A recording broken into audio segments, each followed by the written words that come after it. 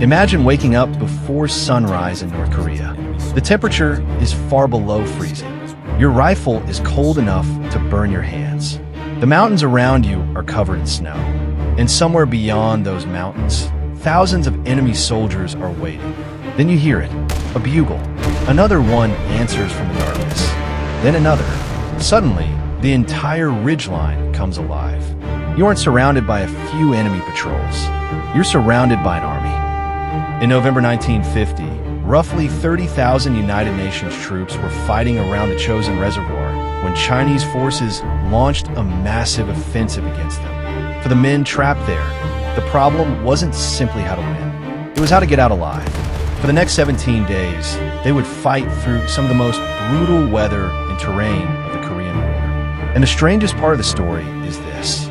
They weren't trying to hold the reservoir forever. They were trying to break through the enemy and carry their wounded with them. This is the story of the frozen Chosin. If this is your first time here, we tell the story's history left out of the textbooks, the wars, the decisions, and the ordinary people caught in between. Today we're covering one of the most brutal, most overlooked chapters in American military history. Stick around, because by the end of this video, you'll understand why so many veterans of this war spent decades feeling like the country simply moved on without them. In the autumn of 1950, the Korean War looked very different from the disaster it would soon become. United Nations forces had pushed deep into North Korea following the successful Incheon landing. Pyongyang had fallen. North Korean forces were collapsing, and American commanders increasingly believed the war might be approaching its end. Then came the warning signs. Chinese forces had crossed the Yalu River. American intelligence had captured Chinese prisoners. Reports were coming in that large Chinese formations were moving into Korea, but the scale of the intervention was still badly underestimated. By November, the 1st Marine Division and other ex-Corps forces were moving through the mountainous region around the Chosin Reservoir. It was a terrible place to fight a war. Narrow roads, steep mountains, few routes in or out, and winter approaching fast. Major General Oliver P. Smith, commander of the 1st Marine Division, understood something important. The terrain itself could become the enemy. If the road was cut, the entire force could be trapped, and that is exactly what happened. On November 27, 1950, Chinese forces struck. The attack didn't come from one direction. It came from mountains. Chinese units attacked American and Marine positions around the reservoir, including the important areas around Udamanai and Hagaruri. The night was filled with movement, then gunfire, then bugles. Chinese troops came down from the surrounding heights, often attacking in waves. The UN forces suddenly discovered that the battlefield had changed completely. They were no longer advancing toward the north. They were fighting for the road behind them, and that road was becoming a lifeline. At Udamanai, 2 Marine regiments were hit hard. At Hagaruri, the Marines fought to maintain a vital base and airstrip. Further south, other units were fighting to keep the route open. The battlefield was beginning to resemble a series of isolated islands connected by one dangerous road. And between those islands were mountains occupied by Chinese troops. The Marines had a choice: stay where they were and risk being destroyed piecemeal, or fight their way south. General Smith chose the second option. But there was a problem. The enemy knew they were coming. The Chinese weren't the only threat. The weather was becoming another battlefield. Temperatures plunged far below freezing. Weapons malfunctioned. Baiklas strulat. Batteries lost power. Water froze. Medical supplies became difficult to use. And wounds that might have been survivable in a normal environment could become life-threatening simply because the body was losing heat. For the soldiers and Marines, staying alive meant staying active. You couldn't simply lie down in the snow and rest, because in that environment, stopping could become dangerous. The cold also changed how weapons worked. Lubricants could become sluggish or freeze. Metal became brutally cold. Men wrapped themselves in layers of clothing and fought exhaustion while trying to keep their weapons functioning. And then there was frostbite. Thousands suffered cold injuries during the campaign. The battlefield had become a place where a man could be hit by a bullet or lose the fight simply because he couldn't keep his body warm. But the most frightening problem was still ahead: the road. One of the most important positions on the route south was Tokton Pass, and controlling that pass meant controlling the road. A Marine unit from Fox Company was ordered to hold a position known as Fox Hill. Their mission was brutally simple: hold the hill, keep the road open, don't let the Chinese cut the column apart. The Marines were attacked repeatedly. The fighting became close and desperate. At night, Chinese soldiers moved through the darkness toward the American positions. The Marines fired into the darkness. Mortars answered, machine guns opened up, and the hill became a frozen fortress. Men fought from foxholes while snow and wind swept across the ridgeline. The defenders were exhausted. Ammunition had to be conserved. Casualties mounted, but they continued holding, because if Fox Hill fell, the road behind them could be threatened. And if the road was cut, the forces farther north could become trapped. This was the brutal mathematics of Chosin. A single hill could determine whether thousands of men escaped. The battle wasn't being decided by some grand maneuver on a map. It was being decided position by position, hill by hill, road junction by road junction, and sometimes foxhole by foxhole. By early December, the UN forces began their withdrawal. But withdrawal doesn't quite capture what was happening. This wasn't a peaceful retreat. It was a fighting withdrawal. Every mile had to be secured. Engineers repaired roads. Combat units cleared enemy positions. Aircraft attacked Chinese formations, threatening the column. Artillery and mortars supported the movement, and Marines fought to keep the road open. The column moved slowly through the mountains. Vehicles carried ammunition. Tanks provided firepower. Wounded men were evacuated, and behind them, Chinese forces continued attacking. The road became a battlefield stretching through snow-covered mountains. Then came another problem.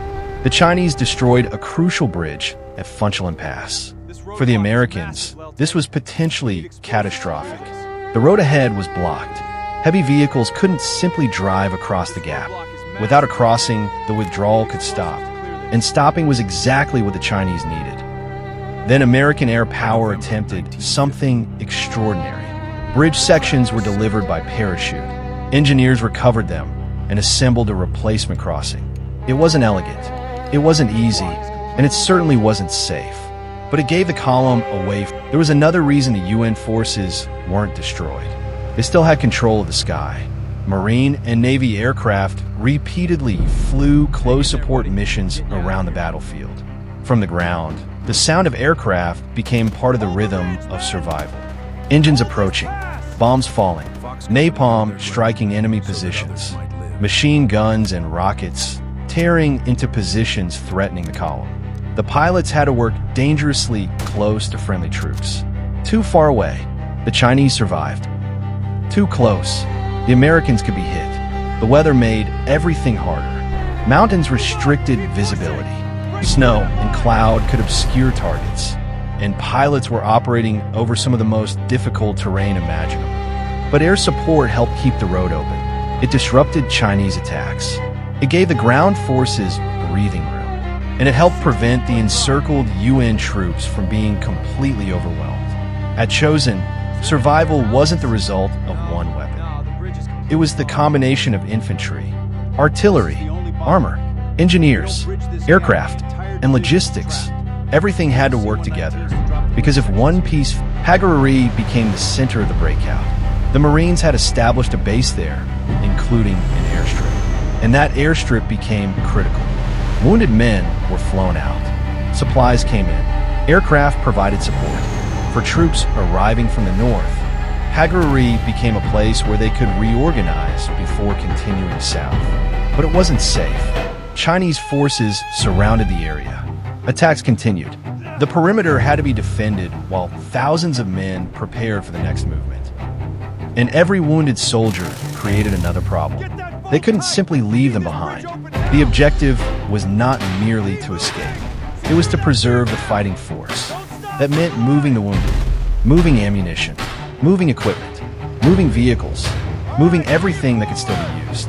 The Americans were fighting their way out while carrying the evidence of what the battle had already cost them. Then came the final push. The road south from Hagaruri became a moving battlefield. The column advanced in stages.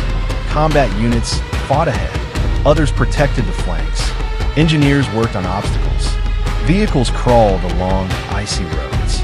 Chinese troops attacked from the surrounding hills. Sometimes the enemy was close enough for small arms fire. Sometimes the road disappeared into darkness. The men knew something important. They didn't have to destroy every Chinese unit. They didn't have to conquer every mountain. They only had to keep moving. That distinction mattered. At Chosin, victory wasn't measured by territory. It was measured by whether the force could remain intact. Could the wounded get out? Could the artillery survive? Could the vehicles continue moving? Could the units maintain enough combat power? The fighting had been horrific. The Marines and other UN forces suffered thousands of casualties. Chinese forces also suffered enormous losses. The U.S. Army's historical account later concluded that the Chinese 9th Army Group had suffered such severe battle and non-battle losses that a large portion of the formation was rendered temporarily ineffective. U.S. Army Center of Military History. But the numbers alone don't explain Chosin. Imagine spending 17 days surrounded in freezing mountains. Imagine sleeping beside a rifle because you don't know when the next attack will come. Imagine watching vehicles move slowly through snow while enemy fire comes from ridges. Imagine carrying a wounded friend while your own feet are going numb. That was the reality of the frozen Chosin. The battle wasn't simply a contest between two armies. It was a contest against exhaustion, against cold, against terrain, against fear, and against time. By December 11th, the major withdrawal from the Chosin area was nearing completion. The surviving UN forces reached the port area around Hungnam.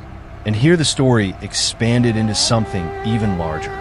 The military withdrawal from the northeast Korean coast became the massive Hungnam evacuation. Military personnel were evacuated. Equipment was loaded. And tens of thousands of Korean civilians were also taken out. The evacuation eventually became one of the largest humanitarian evacuations by sea in modern history. But that was a separate chapter from the fighting at Chosin itself. The important point is what had happened in the mountains. The UN force had not been annihilated. It had fought its way out. The Chinese had surrounded it. The Battle of Chosin Reservoir lasted roughly 17 days. It became one of the defining battles of the Korean War. The men who survived it would carry the memory for the rest of their lives. But perhaps the most important lesson of Chosin wasn't that one side simply won and the other lost. It was that an army can be surrounded without necessarily being destroyed. The UN forces entered the Chosin area expecting to continue moving north. Instead, they found themselves trapped in a frozen mountain battlefield against a vastly larger Chinese force. They had to abandon the advance. They had to fight their way south, and they had to do it while wounded, exhausted, freezing, and under constant attack. General Oliver P. Smith is famously associated with the phrase, "Retreat, hell. We're not retreating. We're just attacking in another direction." Whatever wording was used in the moment, the spirit of the statement captured what the men at Chosin actually did. They didn't simply run from the battlefield. They fought their way out. And that distinction is why the frozen Chosin remains one of the most remarkable fighting withdrawals in American military history. 17 days, frozen mountains, thousands of casualties, and one road that had to remain open. Because sometimes survival itself is the victory